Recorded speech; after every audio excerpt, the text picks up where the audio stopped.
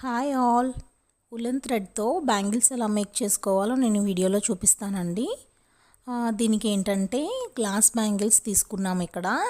ఇక్కడ ఏంటంటే 2 బ్యాంగిల్స్ అంటించుకున్నాను అనమాట. ఆల్రెడీ అవి డ్రై అయిపోయాయి.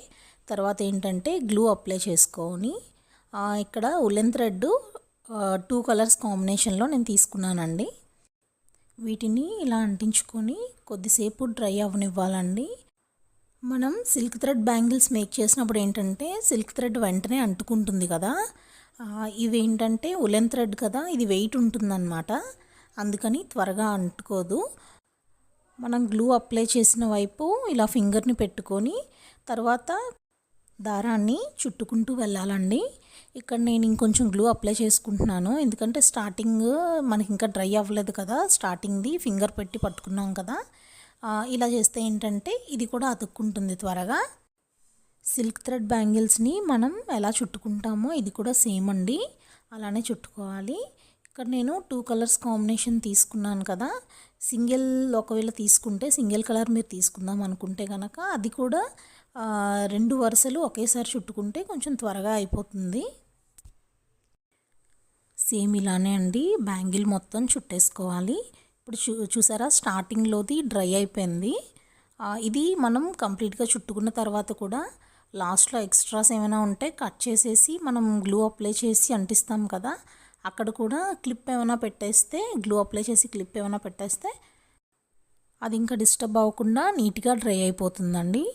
ఇప్పుడు ఆ బ్యాంగిల్ మేకింగ్ అయిపోయింది కదా. అవి ఏంటంటే సైడ్ బ్యాంగిల్స్లా అన్నమాట. ఇప్పుడు మనం మిడిల్లోకి బ్యాంగిల్స్ చేసుకుందాం. అక్కడ మనం 2 కలర్స్ కాంబినేషన్ తీసుకున్నాం కదా, ఆ 2 కలర్స్ని యూస్ చేసి ఇప్పుడు మిడిల్ బ్యాంగిల్స్ కూడా చేసుకుంటున్నాము. ఇక్కడ ఏంటంటే ఫస్ట్ ఏంటంటే వైలెట్ కలర్ బ్యాంగిల్ని మేక్ చేసుకుందామండి. సేమ్ ఇదే కలర్తో 2 బ్యాంగిల్స్ మేక్ చేసుకుందాం. ముందు బ్యాంగిల్కి ఎలా అయితే మనం చుట్టుకున్నామో సేమ్ అలానే అండి ఇది కూడా. ఇక్కడ నేను ఏంటంటే స్టార్టింగ్ ఒక థ్రెడ్తో చుట్టాను అనమాట, చాలా టైం పట్టేసింది. మీరు ఏం చేస్తారంటే 2 థ్రెడ్స్ ఒకేసారి తీసుకోండి, 2 వరుసలు తీసుకొని చుడితే చాలా ఈజీగా ఫాస్ట్గా అయిపోతుంది అనమాట.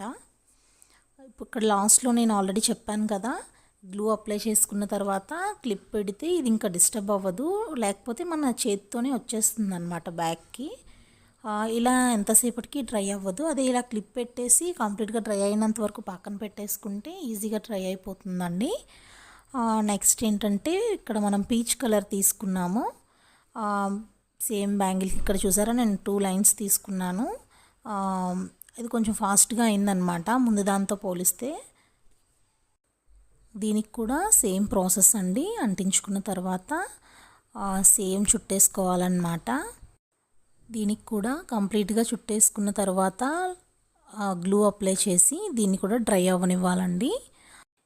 ఈ బ్యాంగిల్స్ ఏంటంటే శారీస్ మీదకైనా, డ్రెస్సెస్ మీదకైనా, జీన్స్ మీదకైనా కూడా బాగుంటాయండి.